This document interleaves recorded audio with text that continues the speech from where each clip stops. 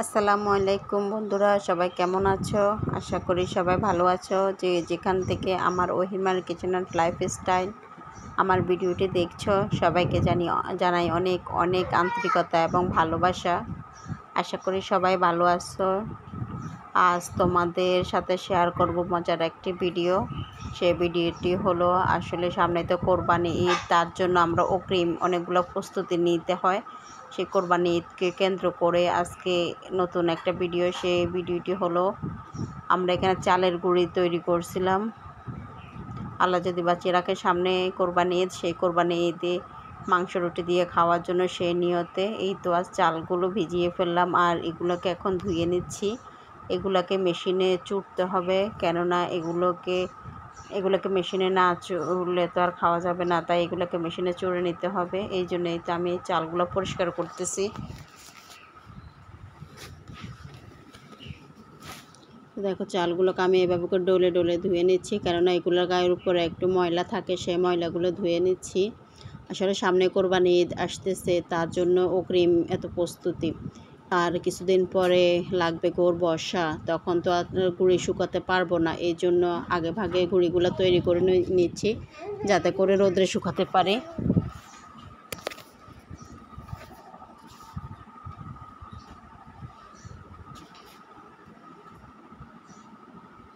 এই তো আসলে গুঁড়ি শুধু বললে হয় না, চালের গুঁড়ি করতে অনেক ঝামেলা এবং অনেক কষ্ট, অনেক সময় লাগে।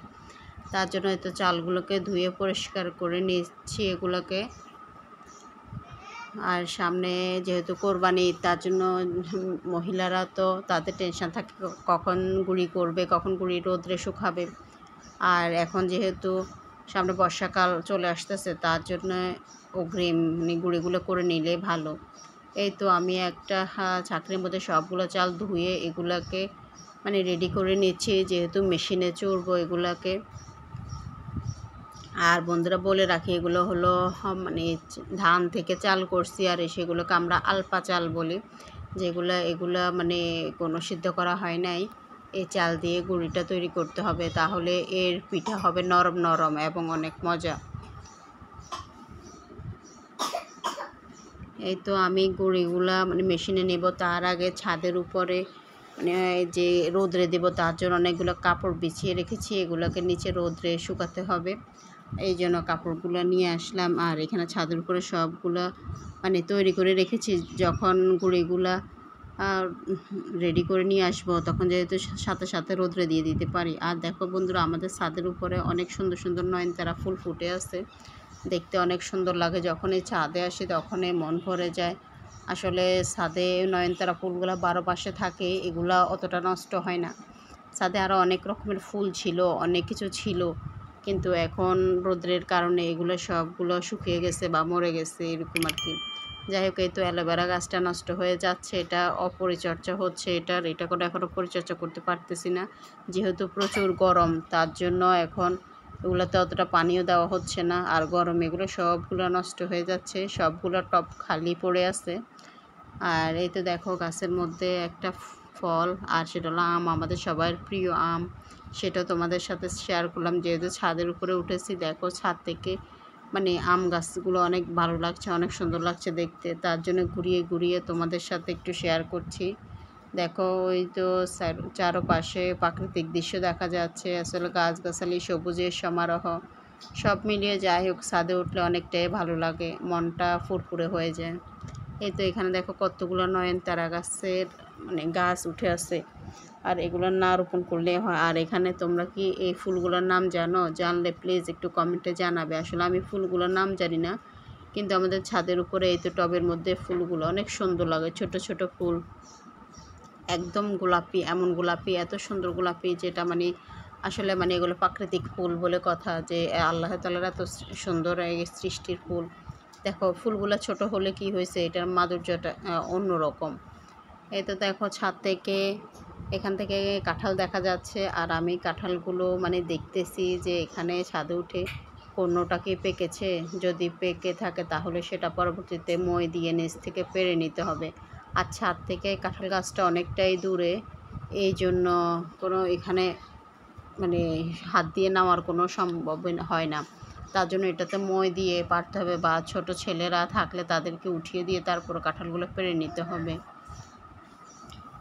বন্ধুরা, ছাদের প্রাকৃতিক দৃশ্য দেখতে দেখতে তোমাদের কাছে একটা অনুরোধ রেখে যাচ্ছি। তোমরা যে যেখান থেকে দেখছো আমার ওহিরমার কিচেন অ্যান্ড লাইফস্টাইল, আশা করি সবাই আমার চ্যানেলটিকে সাবস্ক্রাইব করে দেবে, বেল আইকন বাজিয়ে পাশে থাকবে এবং লাইক কমেন্ট শেয়ার করবা বেশি বেশি করে, যাতে আমি আরও নতুন নতুন ভিডিও দিতে পারি। দেখো বন্ধুরা, এই কথার পাকে আরেকটি কথা, আমার ছোট্ট মেয়েটা কত সুন্দর আচার চুরি করে খাচ্ছে। আমি ওইদিকে ভিডিও করছি আর ও দেখে বসে বসে এখানে আচার খাচ্ছে। তার জন্য তোমাদের সাথে একটু শেয়ার করলাম। কেমন হয়েছে আমার ভিডিও বলো তো একটু তোমরা। এই তো দেখো আমি ফাইনালি বাজার চলে আসলাম। বাজারে চলে এসে যে গুঁড়িগুলো চুরাবো বা যে মেশিন, সেই মেশিনটা এই তো এখানে আর দিয়ে দিলাম। এই তো এই লোকটা ভাইয়াটা উনি নিজে মেশিনে যা মানে কাজ করে, তো উনি গুঁড়িগুলো করতেছে আর আমি পাশে থেকে ভিডিও করতেছি। আর বলবে যে আমি কেন গেলাম, আসলে আমার নিজের কাজ নিজে করতে ভালো লাগে, অনেক বেশি ভালো লাগে। আর যেহেতু মানে রোদ উঠে গেছে, তাড়াতাড়ি একজনকে বলছিলাম গুঁড়িগুলা করার জন্য।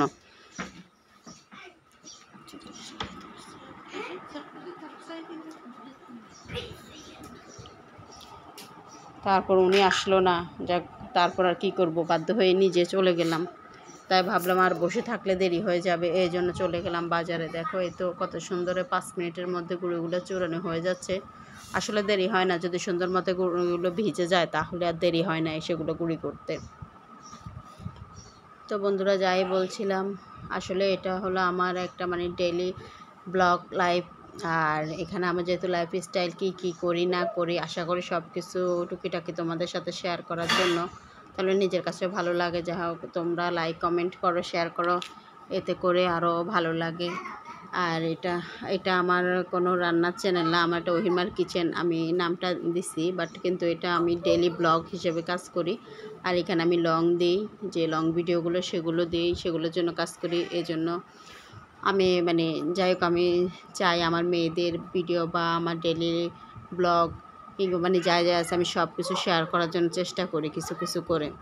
তো আশা করি তোমরা আমার ভিডিওগুলো দেখবে, যে যেখান থেকে দেখো আশা করি ফুল ওয়াচ করবে এবং ভিডিওগুলো সুন্দর সুন্দর তোমাদের মতামত জানাবে, যাতে করে তোমাদের মতামতের উপর ভিত্তি করে আরও সুন্দর সুন্দর ভিডিও নিয়ে আসতে পারি। এই আর কি, এই সমস্ত ভিডিওগুলো আসলে এগুলো আমাদের প্রাকৃতিক গ্রামগঞ্জের ভিডিও।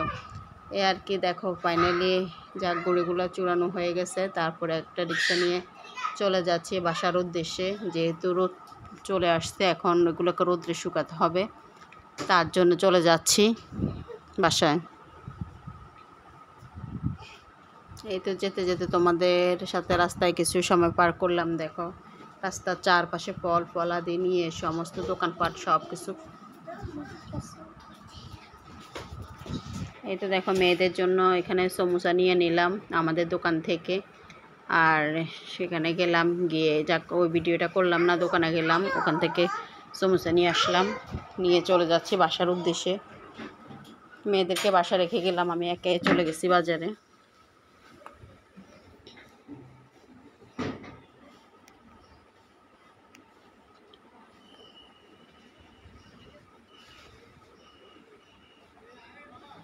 বন্ধুরা, আশা করি তোমরা সবাই যে ভিডিওটি দেখতেছো, এই ভিডিওটি আশা করি ফুল ওয়াচ করবে, কেননা তোমরা যদি এটাকে স্কিপ করে দেখো তাহলে আসলে আমাদের ভিডিওর অনেকটাই ক্ষতি হয়ে যাবে বা চ্যানেলের ক্ষতি। তা আশা করি সবাই টেনে টেনে না দেখে ভিডিওটা একটু ফুল ওয়াচ করে দেবে। এই তো দেখো বন্ধুরা, আমি ফাইনালি গুঁড়িগুলো নিয়ে একদম বাসা চলে আসছি ছাদের উপরে। সেখানে এসে তো এগুলোকে রোদ্রে দিয়ে দিছি। আসলে গুঁড়ি এমন একটা জিনিস, এটা এমন সাদা যে এটার দিকে তাকালে মনে হয় যে কিছুক্ষণের জন্য চোখে একদম কিছুই দেখা যায় না।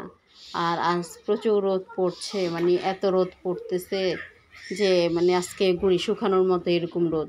তাই ভাবলাম দেরি না করে, যেহেতু সামনে কোরবান, তার জন্য অগ্রিম প্রস্তুতি। আর আমাদের মেয়েদের তো এগুলা নিজেরা মাথায় রাখতে হয়, পুরুষেরা তো আসলে এই বিষয়গুলো তাদের অজানা থাকে বা তারা সেগুলো মাথায় না রাখলেও চলে, কিন্তু আমরা মেয়েরা তো আসলে সংসার যেহেতু সামলাতে হয়, বাচ্চা কাচ্চা সামলাতে হয়, তাই আর কি আমরা এগুলোকে মাথায় রাখতে হয়। এই জন্য পুরুষের দিকে না তাকিয়ে থেকে নিজেরাই টুকিটাকি সংসারের কাজ করার জন্য চেষ্টা করি। এই তো দেখো আমি মানে 2টা কাপড় নিচ্ছি, বড় বড় কাপড় যে আমাদের বিছানা চাদর, সেগুলোর মধ্যে দিয়ে রোদ্রে শুকাতে দিলাম। আর এগুলো মানে এমনভাবে মেলে দিতে হবে যে হাত দিয়ে সুন্দরভাবে সবগুলো মেলে দিতে হবে, যেহেতু সবগুলোতে রোদ লাগে। এই তো ফাইনালি দেখো ছাদের উপরে গুঁড়িগুলো রোদ্রে শুকাতে দিলাম। আসলে দেখো অনেকটাই ভালো লাগছে, সুন্দর দেখাচ্ছে, মনে হচ্ছে মানে কি একদম কি বিছিয়ে রেখেছি। দেখো অনেক সুন্দর। আর ছাদের উপর আজকে প্রচুর রোদ, দেখো রোদ। আর